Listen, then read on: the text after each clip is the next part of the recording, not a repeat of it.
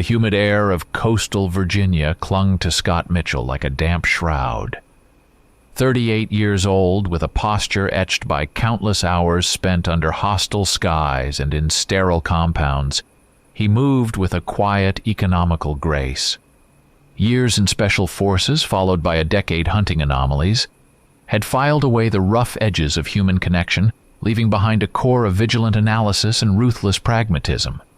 His eyes, the color of storm-washed slate, constantly scanned, cataloging threats that most people would never know existed. The civilian world was flimsy, a thin veneer over a deeper, more dangerous reality. He was a part of that deeper reality, operating within the shadowy, bureaucratic behemoth known as DEF, the Division of Anomalous Fauna Elimination. DEF wasn't just an agency, it was a state of being. It existed outside the conventional framework of government, its budget hidden, its purpose a closely guarded secret. Its personnel were ghosts, their faces bland, their movements efficient. Their offices, wherever they were located, shared a sterile, odorless uniformity, stripped of personal touches, designed for function and deniability. Threats were files, targets were code names, missions were protocols. The goal was absolute secrecy, maintaining the public's comforting ignorance. Division of Anomalous Fauna Elimination studied, cataloged, and neutralized threats. Lycanthropy, in its classical form, was one such threat. Dangerous, yes, but understood. They had protocols: silver, wolfsbane, isolation.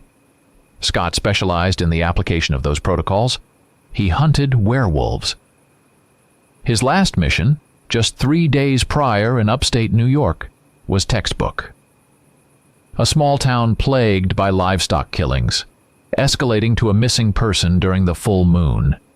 He had tracked the classic signs: the change tied to the lunar cycle, the telltale silver vulnerability. The creature was fast, strong, brutal, but predictable. He had used his custom-built rifle with heavy silver rounds, the metal cold and effective against the unnatural flesh. His gear meticulously maintained night vision enhanced with thermal overlay, sonic emitters to disorient, reinforced traps, performed flawlessly. He had cornered the beast in a decaying barn, the silver rounds tearing through its transformed hide. It died with a final ragged howl, reverting to a pale, naked human form in the throbbing moonlight. A messy business, but clean by Division of Anomalous Fauna Elimination standards. The body was incinerated, the site scrubbed. The local police fed a cover story about a rogue bear. Efficiency was paramount. He believed in the mission, in protecting the fragile illusion of normalcy, in maintaining the world's blessed ignorance. The briefing for Virginia had been different, subtly unsettling. Director Hayes, a man whose features seemed perpetually etched with a dry, calculating intelligence, had laid out the facts with his usual detached precision. An anomaly spike in a rural county. Unexplained attacks, victims savaged with unnatural strength, but no apparent connection to lunar cycles. And most unusually, clear signs of coordination, intelligent targeting, not random aggression. The data was sparse, frustratingly incomplete. The recommended protocols remained the standard ones: silver, wolfsbane, capture, containment, or elimination. But the anomaly, the deviation from the known template, had clearly piqued Hayes's interest. Scott saw it as another complex puzzle, a target that deviated from the norm, requiring adaptation but still ultimately solvable with the right application of force and knowledge. He wasn't just a hammer, he was a precision tool, crafted for just this kind of task. He spent the next 12 hours in rigorous preparation. Every piece of gear was checked, cleaned, and packed with military precision. His rifle, disassembled, nestled securely in a reinforced case alongside magazines loaded with polished silver. His sidearm, also modified, felt familiar and comforting in his hand. specialized traps, sensors, communication equipment encrypted to division of anomalous fauna elimination standards. Everything fit into surprisingly compact, unassuming cases. His cover identity as a wildlife biologist was thin, designed to pass only the most cursory scrutiny, but it was enough for a quiet rural area. He immersed himself in the available data: topographical maps, demographic breakdowns, fragmented police reports. He overlaid attack locations, searched for patterns, any logic in the apparent chaos. There was none. It was random, yet simultaneously deliberate. His professional curiosity, a rare flicker of something beyond pure duty, stirred within him. Arrival in Virginia amplified the sense of disconnect. The air hung heavy and damp, smelling of pine needles and decaying leaves. The forests, unlike the managed woodlands of the Northeast, were ancient and untamed, a dense emerald wall pressing in on narrow winding roads. Isolation wasn't just a feeling, it was the physical reality of the place. He found a suitable location for a hidden operational base, an abandoned hunting cabin miles off the nearest paved road, surrounded by thick woods. The cabin was dilapidated, forgotten, perfect for his needs. He set up his equipment quickly, the satellite uplink disguised, motion sensors placed subtly on the perimeter. The silence of the woods was profound, broken only by the rustle of leaves and the distant call of unseen birds. But beneath the quiet, the land itself was different, heavier, pulsing with a subtle, unfamiliar energy. It was an instinctual feeling, the kind honed by years of sensing danger in unfamiliar terrain. His first hours were spent in cautious reconnaissance. Moving silently through the woods, he discovered the unnatural stillness in certain areas, pockets of absolute quiet where no birds sang, no insects buzzed. He found tracks, larger than any wolf he had ever seen, imprinted deeply in the soft earth. Trees bore scars, ripped and gouged with immense force at unusual heights. The damage was too clean, too powerful for any known predator, and the awareness persisted, a prickling sensation on the back of his neck, the undeniable awareness of being watched. It wasn't the casual gaze of wildlife. It was intelligent, ancient, and deeply rooted in the land itself. He was accustomed to being the hunter, unseen and unheard. Here in these ancient woods, the roles felt subtly, unsettlingly reversed. The site of the most recent attack was still cordoned off, though the official police presence had dwindled to a single patrol car parked listlessly by the roadside. Scott ducked under the tape, moving like a shadow, unseen by the bored officer scrolling through his phone. The attack had happened 2 nights prior, on a remote property bordering the state forest. The scene was gruesome, but Scott's attention focused not on the bloodstains or torn fabric, but on the ground, the surrounding vegetation, the small details that spoke volumes. The police had done their best, tramping over the area, but they hadn't known what to look for. Scott did. He analyzed the soil, disturbed in places with unnatural violence, compressed as if under immense weight. He found tracks again, distinct this time, clearer impressions in a patch of mud near the edge of the woods. They were canine in shape, certainly, and monstrously large. Each print sank a good inch deeper than a large wolf's print. What struck him was the lack of scattering, the focused movement. A frenzied animal left a chaotic trail. These tracks showed a deliberate, purposeful movement. He consulted the brief division of anomalous fauna elimination report on the victim's descriptions of wounds unlike typical animal maulings. Clean, powerful lacerations, deep punctures, bones snapped with effortless force. It wasn't the ragged, tearing work of a conventional beast. It was precise, efficient, surgical in its destruction.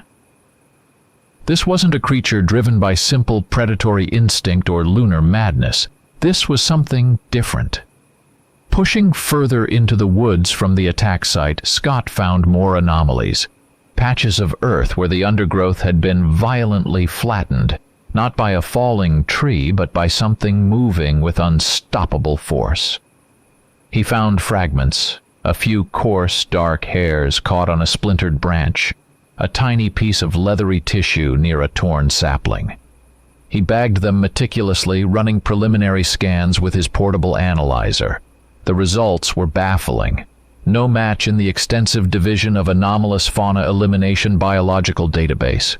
Not wolf, not bear, not any known canid or feline. And then there were the transformation marks. Not the scorched earth and shedding fur left by conventional lycanthropic change he was used to.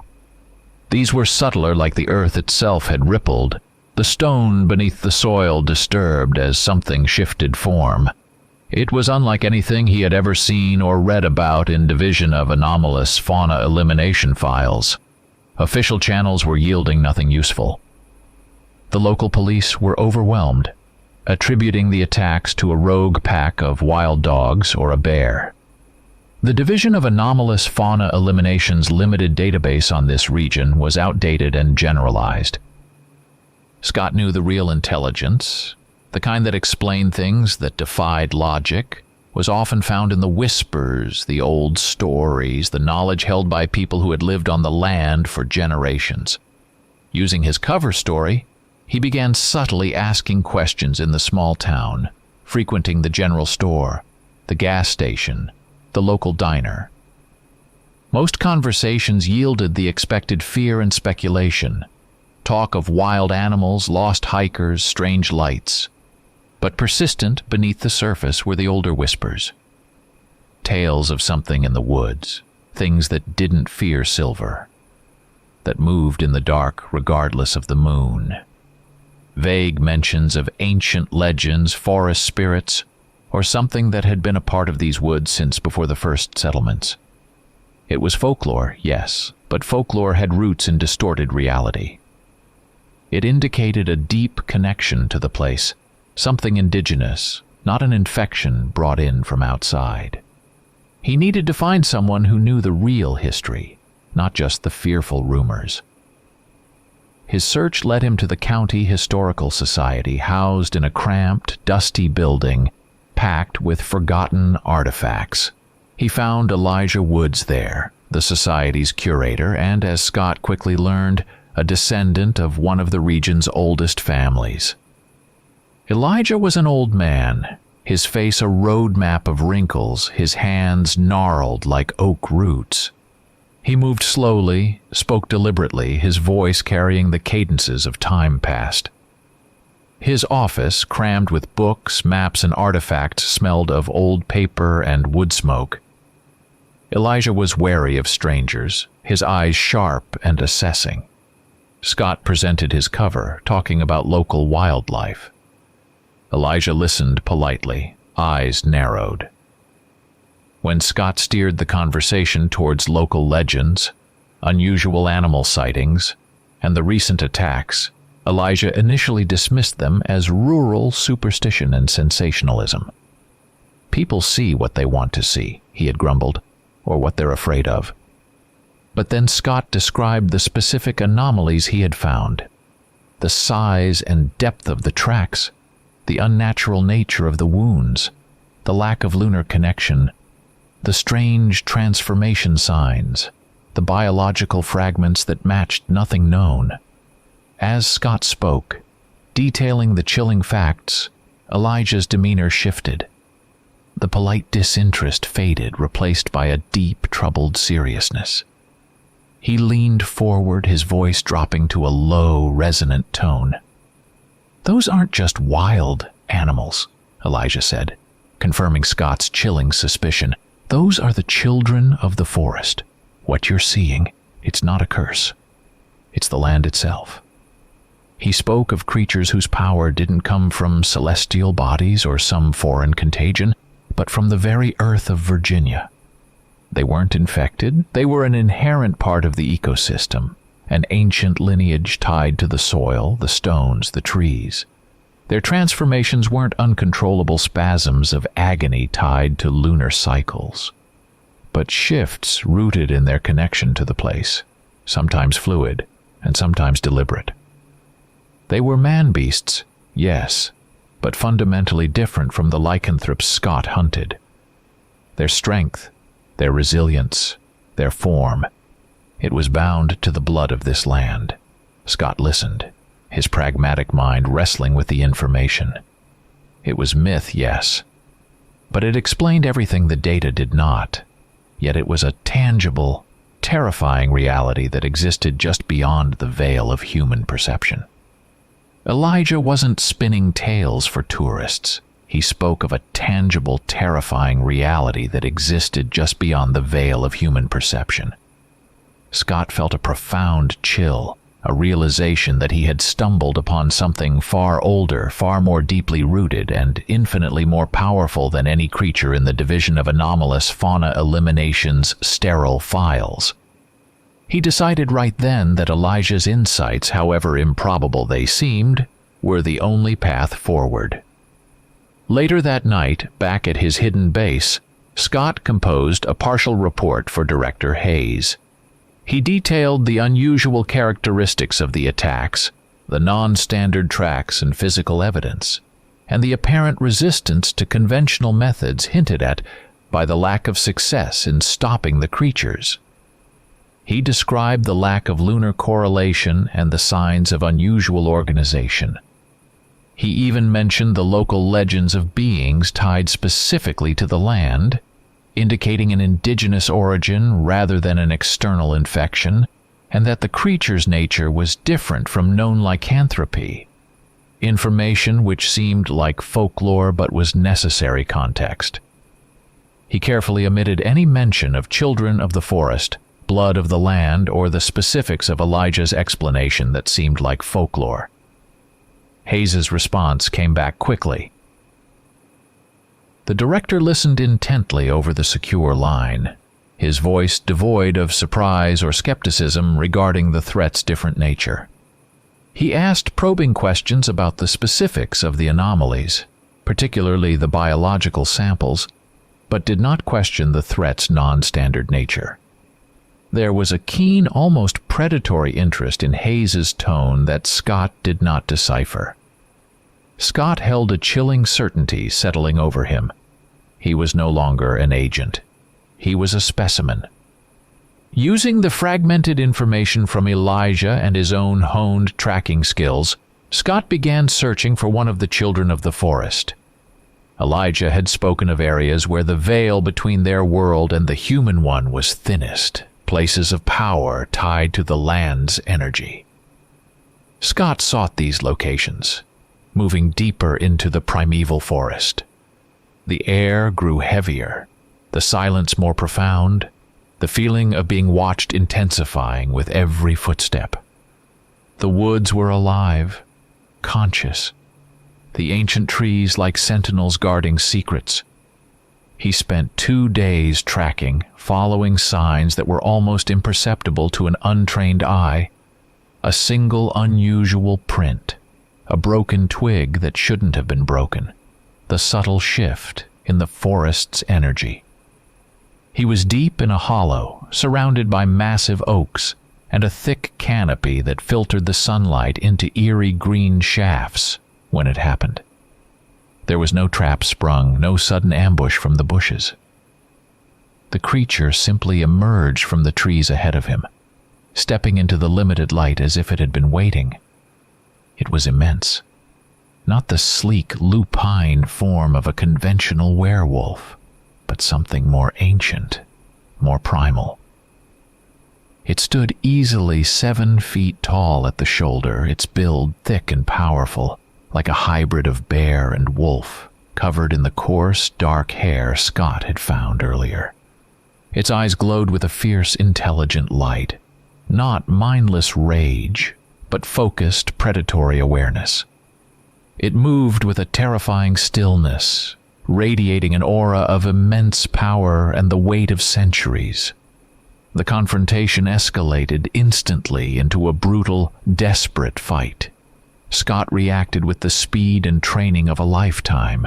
His custom rifle barked, sending a volley of silver rounds towards the creature. They struck, tearing into its flesh, drawing dark, thick blood. But they didn't bring it down. The creature roared, a sound that seemed to shake the very trees, and charged. Scott dodged, rolling behind a massive oak, pulling his sidearm. More silver rounds struck home, inflicting grievous wounds. Yet it kept coming, its movements blurring with impossible speed. It swatted aside the oak he had used for cover, splintering the ancient wood as if it were kindling. Scott scrambled back, deploying sonic emitters designed to disorient lycanthropes. The high-frequency pulses affected it, causing it to shake its massive head, but they didn't incapacitate it. This was not a beast vulnerable to the standard playbook. He fought tactically, using the terrain, trying to anticipate its movements, pouring round after round into its massive form. It was like fighting a force of nature. The creature was unbelievably resilient. Silver burned, yes, but it also slowed it. Not stop. It lunged, its massive jaws snapping, powerful claws raking the air. Scott parried with a reinforced tonfa, the metal screaming in protest as claws like daggers sheared against it. He felt the impact of its charge. Flung backward like a rag doll, hitting the ground hard, the air knocked from his lungs. He scrambled to his feet, pain shooting through his ribs, raising his rifle again. The creature was on him in an instant, a blur of fur and muscle. He barely had time to react. Its jaws clamped down on his left arm, just below the shoulder. The pain was instantaneous, searing, unlike anything he had ever experienced. It wasn't just the crushing force of the bite, the tearing of muscle and skin. It was a deep, burning sensation like liquid fire injecting itself into his bloodstream, spreading rapidly through his limb, reaching into his very core. It was wrong, profoundly alien, a violation of his physical being that went beyond mere injury. Something ancient and powerful had breached his defenses, implanting itself within him. Ignoring the agony, fueled by instinct and the desperate will to survive, Scott brought the barrel of his rifle up, pressing it against the creature's chest at point-blank range. He pulled the trigger repeatedly, emptying the magazine.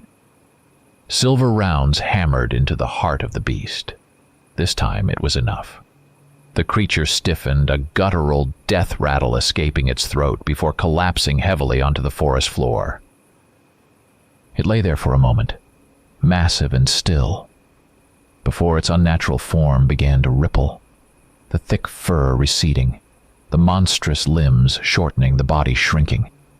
In minutes, only a pale, hairless human form remained, lying broken and lifeless in the ferns. Scott stood alone, the adrenaline draining away, leaving behind a crushing wave of pain and cold fear. His left arm hung uselessly, a ruined mess of torn flesh and shattered bone, the bite mark a gaping, ragged wound. But the chilling sensation of intrusion, of something fundamentally other surging beneath his skin, exceeded the physical agony. He knew with grim certainty that this was no ordinary wound. He stumbled back to his hidden base, the journey a haze of pain and growing dread. Back in the sterile environment of the cabin, he stripped off his ruined gear and examined the bite. It was horrific, deep and jagged. He cleaned it meticulously, applied antiseptic, and tried to suture the worst of the tears. But as he worked, something impossible happened. The edges of the wound began to visibly pull together. Not slowly, over hours, but in real time as he watched. Skin stretched, muscle knitted, broken capillaries sealed themselves. The bleeding slowed, then stopped entirely. Within an hour, the gaping wound had significantly reduced, the bone beneath already showing signs of rapid, abnormal repair. The pain remained, a deep, throbbing ache, but the physical damage was healing at an impossible rate. Fear, cold and sharp, pierced through his pain. This wasn't normal. The strange symptoms began subtly at first, then escalated with terrifying speed. His senses sharpened to an agonizing degree. The rustle of leaves miles away sounded like thunder.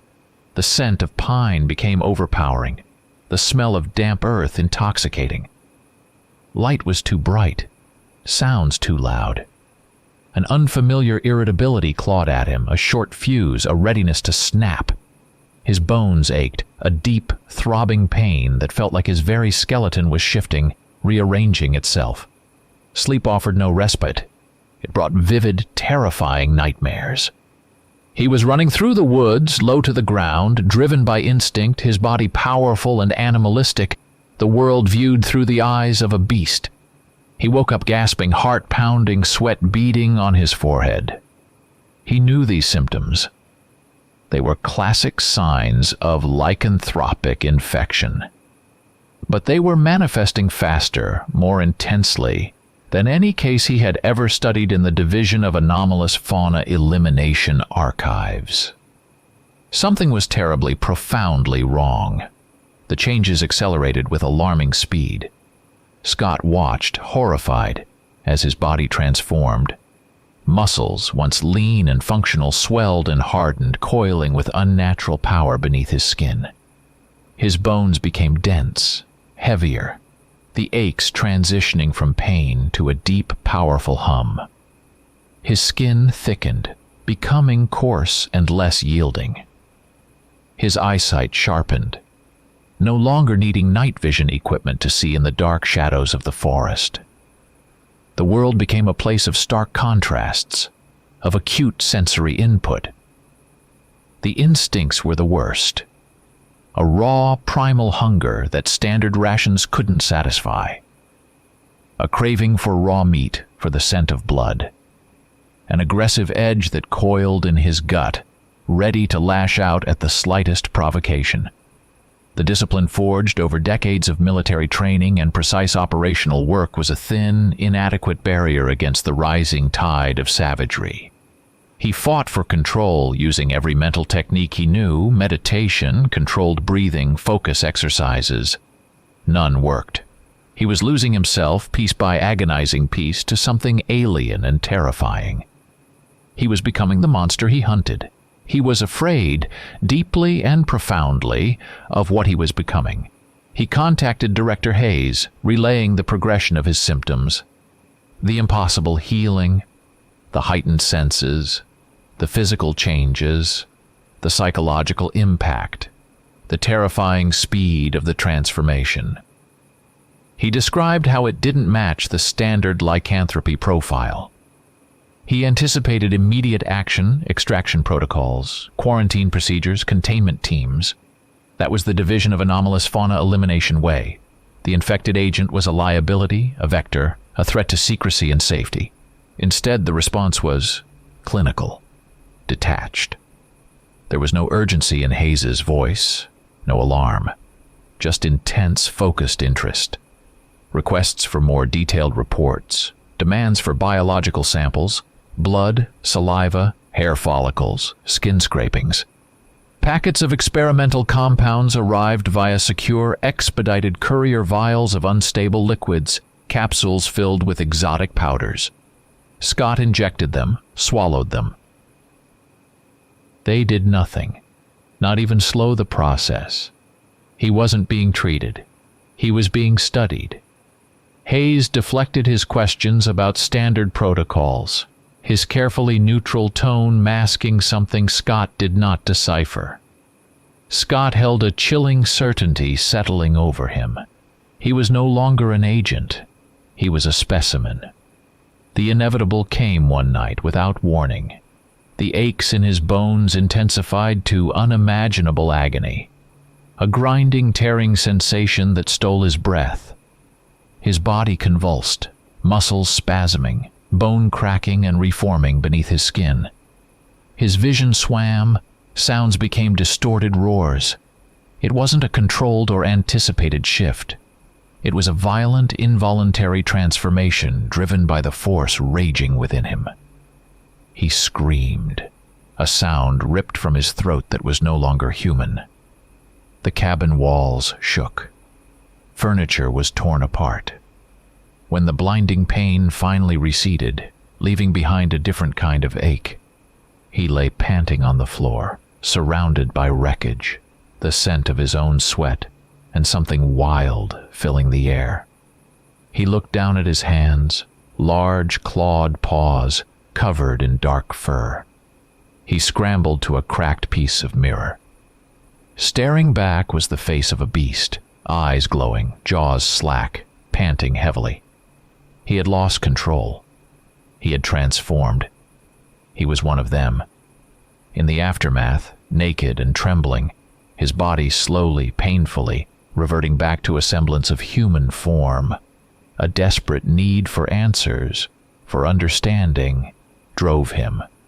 Standard division of anomalous fauna elimination knowledge was useless. He needed the truth that lay buried in history and myth. He needed Elijah.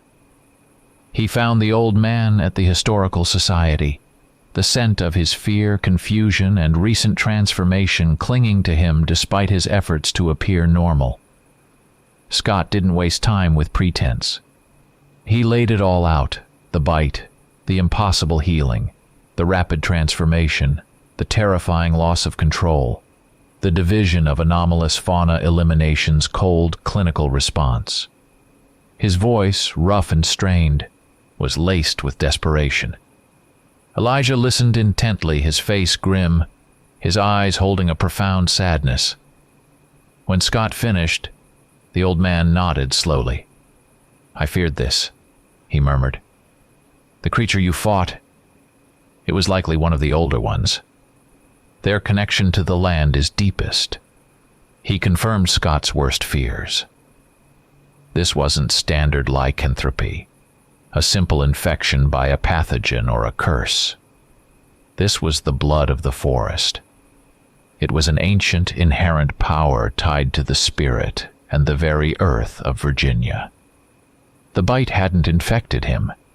It had awakened something within him. Elijah explained that not everyone bitten would transform this way. It required a predisposition, a connection to the land, a distant lineage tied to these ancient woods and the beings who inhabited them. He spoke, telling of forgotten histories, of families who had lived on this land for centuries, their bloodlines subtly interwoven with the natural world in ways they no longer understood. Scott wasn't merely a werewolf. He had become one of them, a child of the forest, whose nature was fundamentally different from anything the division of anomalous fauna elimination had ever catalogued. Standing there, listening to the old man weave the threads of history and myth into a terrifying, undeniable reality, Scott felt a profound shift. His case was unique. Unmanageable by human science or standard division of anomalous fauna elimination protocols. He was a different kind of monster, bound now to this place, to this ancient power. His transformation was more powerful, more unpredictable than any standard case. This knowledge was terrifying, but it also brought with it a strange, nascent purpose. Most overwhelmingly, though, was the crushing weight of solitude. He had no allies among the humans who hunted him, and he was not yet accepted by the ancient beings whose blood now flowed in his veins. He was alone, caught between two worlds, belonging fully to neither. The truth gnawed at Scott. Elijah's words, combined with the division of anomalous fauna elimination's cold, calculated response, painted a disturbing picture. He wasn't just a rogue operative, he was a subject, a valuable specimen. His instincts as a soldier, honed by years of analyzing threats and anticipating enemy moves, kicked in. He needed to know exactly what the Division of Anomalous Fauna Elimination intended. His unique situation, this terrifying transformation, paradoxically gave him an edge. His new heightened senses and physical capabilities, combined with his intimate knowledge of the Division of Anomalous Fauna Elimination's methods and technology, made him an unlikely, formidable investigator of the very agency that employed him. His hidden base was equipped with standard Division of Anomalous Fauna Elimination communication and data analysis tools. Designed for secure, encrypted transmission and retrieval, they were also, he knew, backdoored. Every agent's equipment had vulnerabilities intended for remote monitoring or disabling, but Scott had installed his own modifications, safeguards born of paranoia and a deep distrust of any centralized authority, even the one he served. Now those safeguards became his key. He activated his terminal, initiating a complex series of encrypted probes into the Division of Anomalous Fauna Elimination network. The process was risky. Any intrusion into such secured channels would trigger alarms. But he relied on misdirection and his own system overrides to mask his digital footprint, at least temporarily. He bypassed layers of standard security, pushing deeper into restricted sections of the network, areas he knew existed but had never been authorized to access. The digital world was a different battlefield, but the principles of infiltration and exploitation remained the same. He found it buried deep within a Level 4 secure server, labeled with an alphanumeric code, Project Chimera. The files were heavily encrypted, requiring a brute force decryption sequence his customized hardware could handle, running silently in the background. As the files opened, piece by agonizing piece, the truth, far colder and more horrifying than he had imagined, began to spill onto his screen. The Division of Anomalous Fauna Elimination wasn't just eliminating threats. They were curating them. Project Chimera detailed a massive, multi-decade effort to identify, capture, and study unique anomalous organisms and strains. It wasn't about protection. It was about knowledge and control. The documents cataloged research into various forms of lycanthropy, their genetic markers, their resistances, their triggers, their potential applications. They weren't hunting monsters to destroy them. They were hunting them to understand how to replicate, weaponize, or control them. He found extensive files on the Virginia strain. The Division of Anomalous Fauna Elimination had known about this specific, land-bound form of lycanthropy for decades. They knew it was different, resistant to silver, unpredictable, deeply tied to the local geography, and somehow inheritable or awakenable in those with a predisposition. They had attempted to capture and study it before, without success. The creatures were too elusive, too powerful, too connected to their territory. Then he found the files specifically detailing his mission. His profile, his history, his genetic background, cross-referenced against regional demographics, specifically noting his family's distant, historical ties to this specific county. He saw the risk assessment. High probability of exposure and infection due to the nature of the Virginia strain. He saw the objective. Acquisition of viable, potentially controllable specimen exhibiting Virginia strain characteristics. It wasn't a standard elimination mission. It was a calculated experiment. They hadn't sent him to Virginia to hunt the children of the forest. They had sent him there to be hunted, to be bitten, to be turned. They wanted a controllable carrier, an insider to study the transformation from within. Scott Mitchell, the loyal, efficient operative, was nothing more than a sophisticated piece of bait, a lab rat they were willing to sacrifice or convert into a weapon. Director Hayes's name was all over the operational parameters, the risk assessments, the authorization codes. He wasn't just aware, he was the architect of Scott's fate. The realization hit him with the force of a physical blow.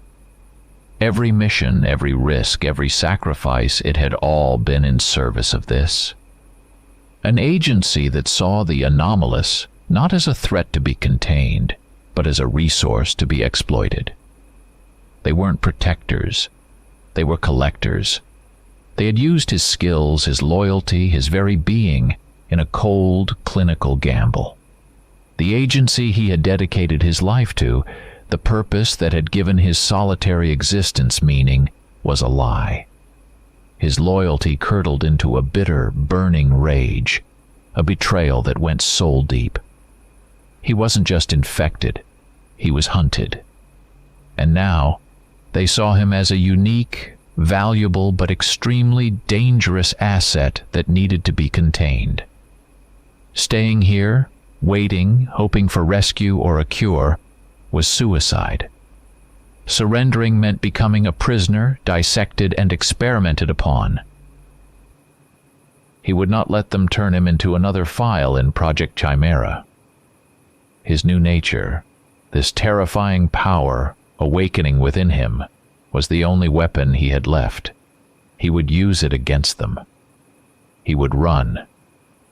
And he would run deep into the only place that offered a chance of understanding, even sanctuary. The heart of the ancient Virginia forest, towards the place Elijah had described as the source, the origin of the blood of the land. His escape began now. The decision made, Scott moved with the quiet, efficient urgency of a man who had spent his life in hostile territory. He didn't waste time or energy on sentiment. Every action was deliberate, focused on survival and escape. He systematically purged his hidden base, wiping digital logs, dismantling sensitive equipment, ensuring that the Division of Anomalous Fauna Elimination would find no trace of his analysis or discoveries. He packed only the essentials: basic field gear, water purification, high-energy rations, a first aid kit, and the few pieces of personal equipment he couldn't abandon, like his modified sidearm and a combat knife. The specialized Division of Anomalous Fauna Elimination gear, the silver ammunition, the advanced sensors, he left it behind. It was designed to hunt them, and now he was one of them. He needed tools for a different kind of survival. Evading detection was paramount. His heightened senses, a terrifying symptom just hours before, were now his greatest asset. The cabin perimeter was wired with subtle sensors, placed by the Division of Anomalous Fauna Elimination to monitor him. He could sense them now, small nodes of electronic energy humming just below the threshold of human hearing. His enhanced vision allowed him to spot the nearly invisible tripwires and cameras. He moved slowly, deliberately, using his new agility and awareness to bypass or deactivate them.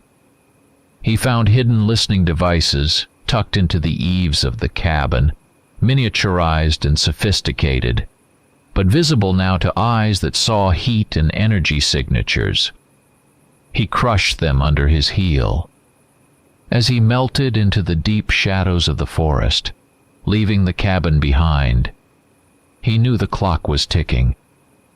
The Division of Anomalous Fauna Elimination would discover his absence soon.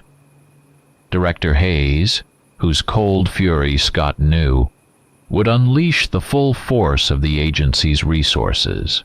High-altitude observation platforms with thermal and spectral analysis, ground teams of elite operatives trained in tracking and anomaly capture, electronic countermeasures designed to pinpoint and disable any signal. Their objective wouldn't be elimination. The files were clear. He was a prize specimen. They wanted him alive, contained for study. But the division of anomalous fauna elimination wasn't the only threat. Elijah's words echoed in his mind. The children of the forest. He was one of them now, yes, bearing the blood of the land. But he was also an outsider, a stranger who had just killed one of their own, who carried the scent of the human world and the agency that hunted them. He knew they might see him as a threat, an invader of their territory. He was now caught between two powerful forces, hunted by the humans he once served and potentially ostracized by the ancient beings he was becoming. He was a target for two separate, equally dangerous hunters. He didn't follow roads or trails. That was the first thing any hunter would check. He moved through the dense, tangled undergrowth, navigating by instinct and the subtle cues of the land. His tracking skills, honed by years in various theaters of conflict, were now augmented by his new abilities. His sense of smell could pick up the faint, metallic scent of human presence from incredible distances, allowing him to avoid roads and potential ambush points. His hearing registered the distant hum of engines, the faint crackle of radios, giving him early warning of division of anomalous fauna elimination patrols. He was learning to move with the forest, becoming a part of its natural rhythm, using its density and silence as his cloak. As he pushed deeper, away from the edges of human habitation, his connection to the land intensified. It was more than sensing his surroundings.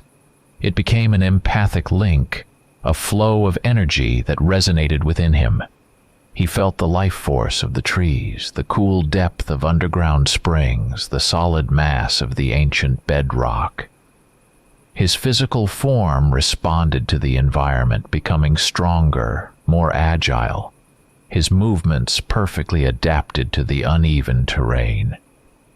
When the urge to shift came upon him, it was less a painful tearing and more a fluid reshaping, his body flowing between human and a partially shifted form that was a seamless blend of man and beast, perfectly suited to the forest's demands. His strength grew, fueled by the energy of the place. He could feel the power humming beneath the soil, a subtle but undeniable force waiting to be tapped. His nascent beast had a powerful pull, a sense of belonging that his human self had never known. He was entering a world where his new nature wasn't a monstrous aberration but a fundamental truth. He had found the small, waterproof satchel hidden beneath a loose rock near the edge of the Historical Society grounds, a place Elijah had mentioned offhandedly during their conversation, a spot where his ancestors had left messages for each other. Inside, he found a few basic supplies, some dried jerky, a compass, and a set of ancient hand-drawn maps of the local area, marked with symbols and routes unfamiliar to any conventional cartography. Tucked among them was a single sheet of paper, folded and brittle with age, a note in Elijah's spidery script. It didn't explain everything, did not possibly, but it pointed the way.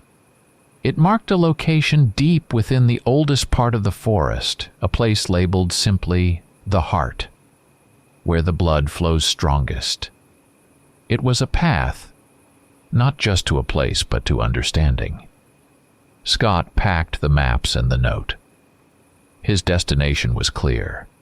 The journey into the deepest, most ancient parts of the Virginia forest was like stepping into another world.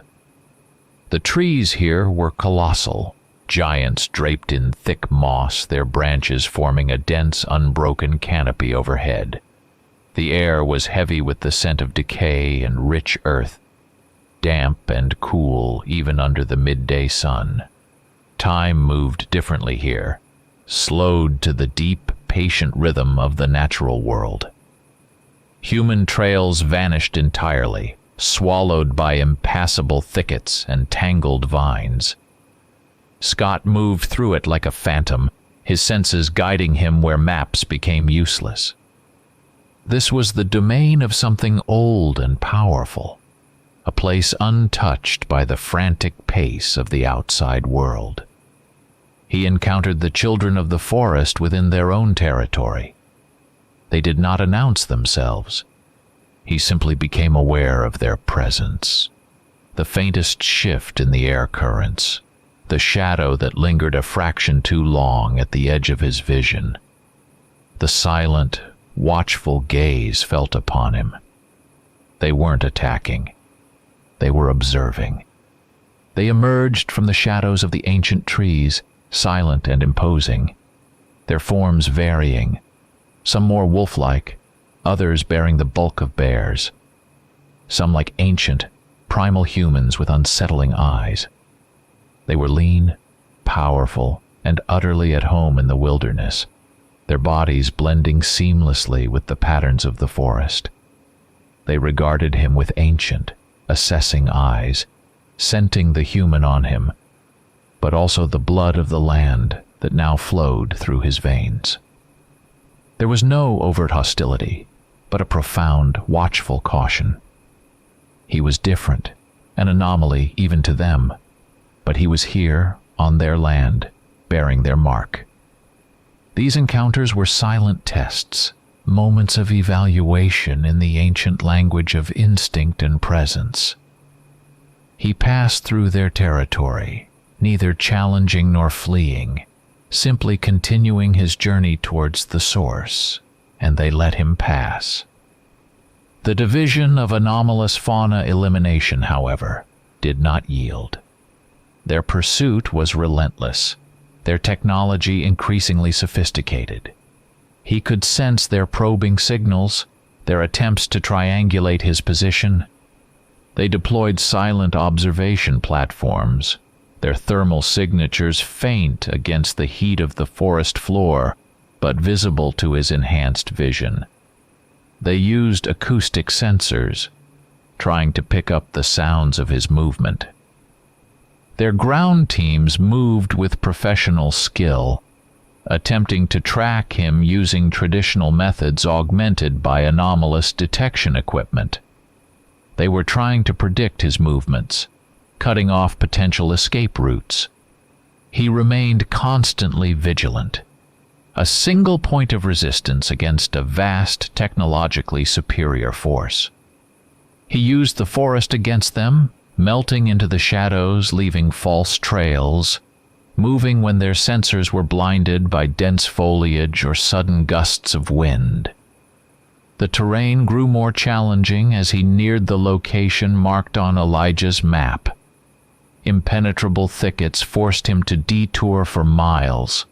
Sheer rock faces required him to use his newfound strength and agility to scale. He found hidden caves, dark and damp, that offered temporary shelter and access to underground streams. He pushed his body to his limits, relying on his enhanced resilience to recover quickly from exertion and minor injuries. Every obstacle overcome brought him closer to the source, but also heightened the sense of impending confrontation. He finally arrived at the threshold of the source of the blood of the land. It wasn't a single point, but an area nestled deep in a hidden valley, surrounded by towering ancient trees that seemed older than time. At its center was a clearing dominated by a cluster of large, moss-covered stones arranged in a rough circle, and among them strange crystalline formations embedded in the earth, glowing faintly with an inner light. The air here vibrated with palpable energy, a deep hum that resonated in his bones. It was incredibly ancient, powerful, and profoundly sacred. This was the heart of it all, the place where the Virginia strain originated. Standing at the edge of the clearing, Scott felt two distinct presences closing in. The metallic tang of human technology, the faint signals of Division of Anomalous Fauna elimination tracking equipment, told him the agency was close, mere miles away, finally cornering him. Simultaneously, he felt the powerful, grounded presence of the children of the forest, gathering in the surrounding woods. They had followed him, drawn to this sacred place. He was no longer just fleeing. He was the fuse on a powder keg. A confrontation was inevitable. He was about to fight not just for his life or his freedom, but for the fate of this ancient place, and for the definition of what he had become. The relative quiet of the ancient valley shattered with the arrival of Division of Anomalous Fauna elimination forces. They didn't approach cautiously.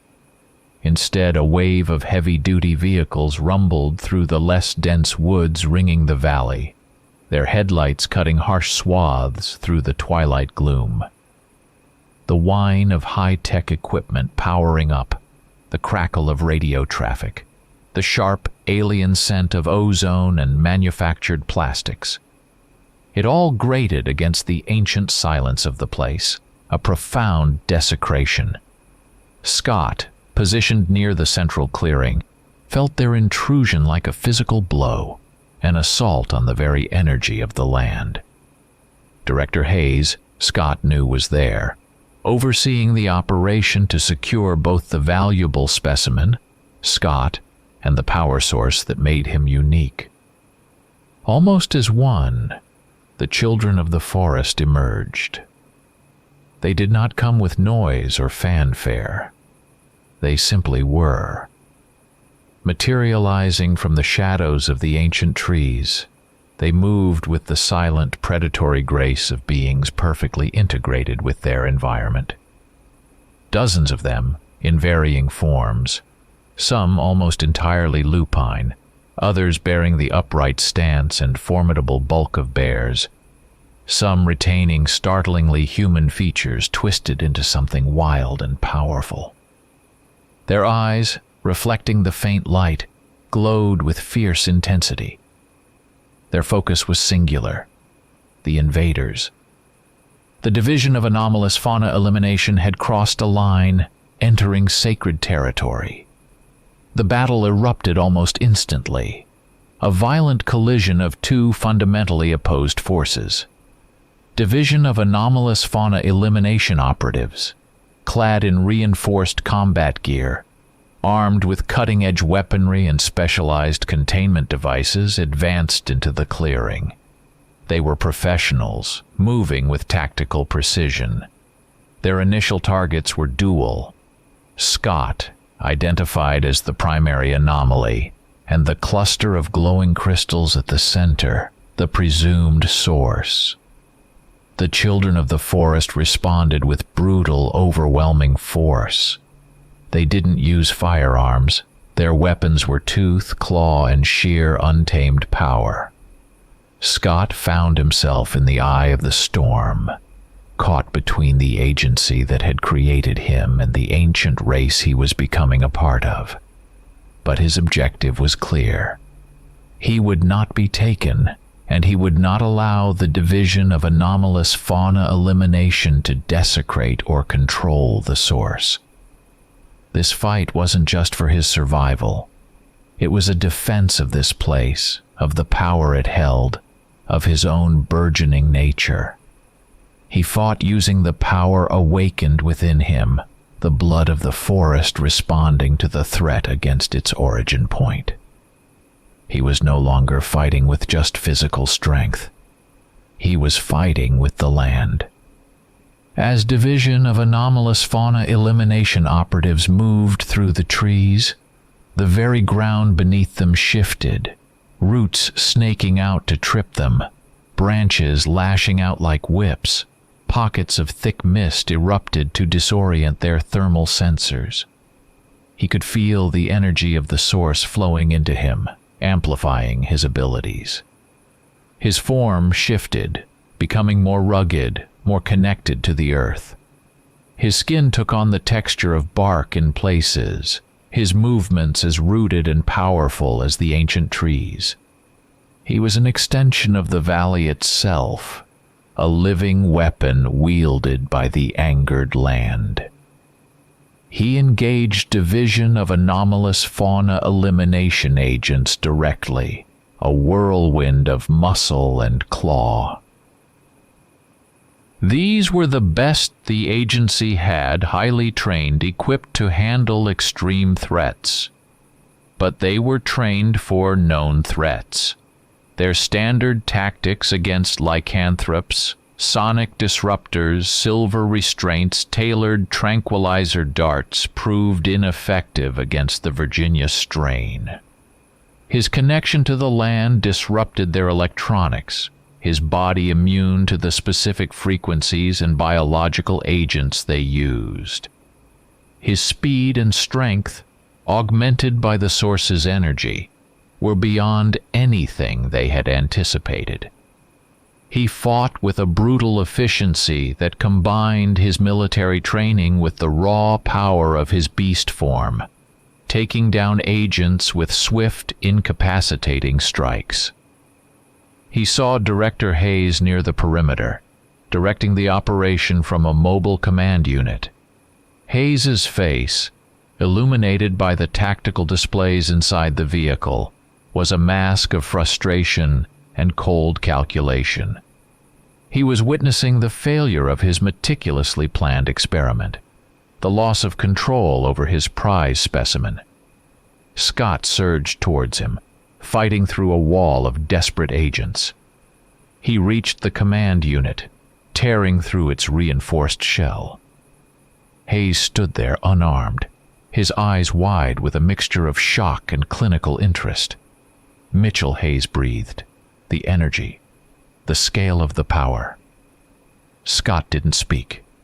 He reached out, his clawed hand crackling with the raw energy drawn from the source. He didn't strike Hayes. Instead, he slammed his hand down onto the command unit's console. A wave of pure, untamed energy surged through the electronics, frying systems, sparking across displays, silencing the crackle of radio traffic. It was a symbolic act, a demonstration of the power Hayes had sought to control, now turned against him. Hayes stumbled back, his face pale, not from fear of physical harm, but from the devastating realization of the forces he had underestimated. He had come to capture a monster, but he had only succeeded in awakening an ancient power and forging a new, fearsome guardian for it. Silence returned to the valley after the storm of violence. The air still hummed with the lingering energy of the source, but the jarring presence of technology and human aggression had receded. The ancient clearing, churned by the brief, brutal battle, subtly mended itself. Disturbed earth settled. Broken branches seemed less starkly damaged. A pervasive sense of calm slowly reasserting itself. The energy of the place, momentarily fractured by the conflict, was stronger, clearer now, cleansed of the intrusion. The surviving children of the forest emerged from the shadows, their forms still shifted, eyes burning with ancient power. They approached Scott cautiously, their movements deliberate. There were no words exchanged, no human language needed. Communication flowed between them on a deeper level, a communion of instinct, scent, and shared energy. They regarded him, the outsider who bore the mark of the land, who had stood with them against the invaders, who had channeled the power of the source itself. They saw not a human, not a standard lycanthrope, but one of their own, whose connection to the blood of the forest had been dramatically, violently awakened. They circled him slowly, sniffing the air, their postures conveying respect, acceptance. He had proven himself. He was no longer just a bearer of the blood. He was a protector of its heart. He was accepted. Scott turned and walked towards the center of the clearing, towards the cluster of ancient stones and the glowing crystals embedded in the earth. This was the source, the heartwood of the Virginia strain, the origin of the power that now flowed through him.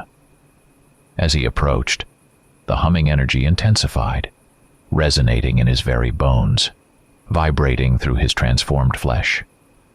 Standing among the ancient stones, touching the cool surface of the glowing crystals, he had an absolute, undeniable connection to the land. It wasn't just an external force, it was an internal truth. He was intrinsically linked to this place, a part of its ancient life force. This was the moment of choice. The faint, lingering echoes of his human life, his past identity as Scott Mitchell, the soldier, the agent, whispered in the back of his mind. He could try to find a cure to somehow sever this connection, to reclaim what he had lost. But looking at the faces of the children of the forest, feeling the profound, grounding power of the source within him, he knew that path was closed, perhaps had never truly been open. The bite hadn't been a disease. It had been an awakening. He wasn't infected. He was reborn. He chose to embrace it. He chose to accept the monstrous nature, not as a curse, but as his true self, an intrinsic part of this ancient place. He shed the last vestiges of his human past. His name, his history, his life as a division of anomalous fauna elimination agent. They felt distant, irrelevant. The tools he carried, the clothes he wore, remnants of a life now gone. He left them by the source, allowing the forest floor to reclaim them. There was no mourning, only acceptance. That life was over. A new one had begun. The children of the forest, his new kin, began to guide him. They taught him the ways of the woods, the ancient trails, the hidden places, the cycles of nature. They showed him how to draw strength directly from the land, how to communicate without words, how to hunt, not just for sustenance, but as part of the forest's balance. He learned their history not from books, but from the land itself, from the collective memory of the ancient pack. He integrated into their society, a silent, instinctual belonging that transcended human social structures. He was a member of the ancient lineage, the blood of the forest flowing in harmony with theirs. He had been an agent of humanity, hunting monsters for the sake of ignorance. Now he was a monster himself, but one with a new purpose, a new allegiance. He was a guardian. His role was clear. Forged in the crucible of betrayal and transformation, he was the new protector of the Virginia forests, of the source, of the ancient race that called this place home. His hunt was not over. It had a new target. He no longer hunted monsters for humanity. He hunted those who would threaten his new home, his new family, his new self. Time flowed differently in the heart of the Virginia woods, measured not by clocks or calendars, but by the slow, deliberate turning of the seasons. A year passed, then another, marked by the burgeoning green of spring, the oppressive heat of summer, the fiery spectacle of autumn leaves, and the stark, quiet beauty of winter snow. Scott, or rather the being that was once Scott Mitchell, became an intrinsic part of this cycle. His existence was woven into the fabric of the forest, his presence as natural and undeniable as the ancient trees themselves. He lived as one of the children of the forest. His days were dictated by instinct and the needs of the pack and the territory. Hunting was a necessity, a graceful dance between predator and prey, maintaining the delicate balance of the ecosystem. Patrolling the vast perimeter of their domain was a constant duty, his senses ever alert for the slightest sign of intrusion. His form, the stable, unique manifestation of the Virginia strain that was now his permanent state, felt utterly comfortable, utterly him. He moved through the woods with effortless power, his paws silent on the leaf litter, his body a seamless blend of strength and agility. This wasn't a temporary shift. It was his true form. He was a silent sentinel, his presence a palpable force felt by those who ventured too close to the edges of the ancient woods. Hikers reported inexplicable feelings of dread, an overwhelming urge to turn back. Hunters spoke of game that vanished into thin air, of strange, echoing howls that raised the hair on the back of their necks. Peculiar phenomena, localized fogs that disoriented, unsettling whispers carried on the wind, shadows that moved with unnatural speed, became part of the local folklore, warnings to stay away. The whispers of a monster in the Virginia woods were no longer just abstract legends. They were the distant echoes of his vigilance. The threat from the division of anomalous fauna elimination, though diminished, never entirely vanished. They had suffered a humiliating defeat, but their interest in the Virginia strain and the source remained. Their surveillance became more subtle, their probes more cautious. Hidden sensors were occasionally detected and neutralized by the children, their patterns recognized by Scott's intimate knowledge of division of anomalous fauna elimination tactics. But other threats emerged too. Independent paranormal investigators drawn by the rumors, corporations interested in the valley's resources, other anomalous entities drawn by the power of the source.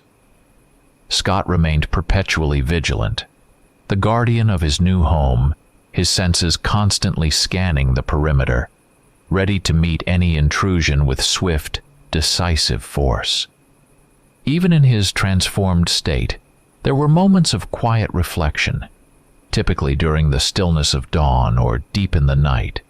Standing alone by the source, feeling the ancient power flow through him, he recalled fragmented images of his past life.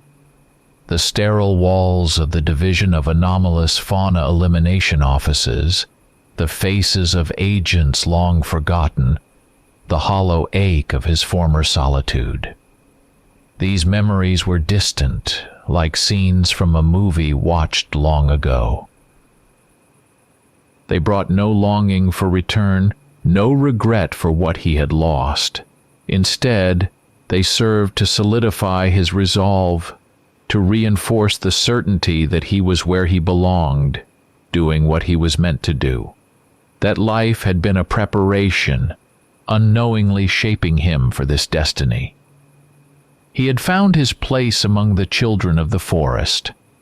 His unique blend of ancient power and honed tactical intelligence made him a formidable asset to the pack. He was a strategist, a leader in defending the territory. His understanding of human methods invaluable in anticipating threats from the outside world. He wasn't just accepted, he was respected, a powerful ally in the ancient lineage's struggle for survival in a world that sought to exploit or destroy them.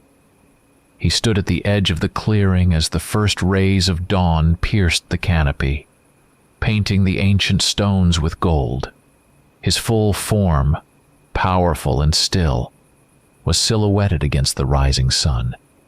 His eyes, reflecting the morning light, held the wildness of the beast and the intelligence of the man, a perfect, terrifying synthesis. He inhaled deeply, the scent of pine, damp earth, and the subtle, electric tang of the source filling his lungs. He felt the ground beneath his paws, solid and ancient, felt the silent presence of his pack nearby. He was no longer Scott Mitchell, the hunter of monsters. He was the guardian of the Virginia woods, a monster forged by betrayal and bound by ancient power. His hunt had a new purpose, a new target, and he was always watching,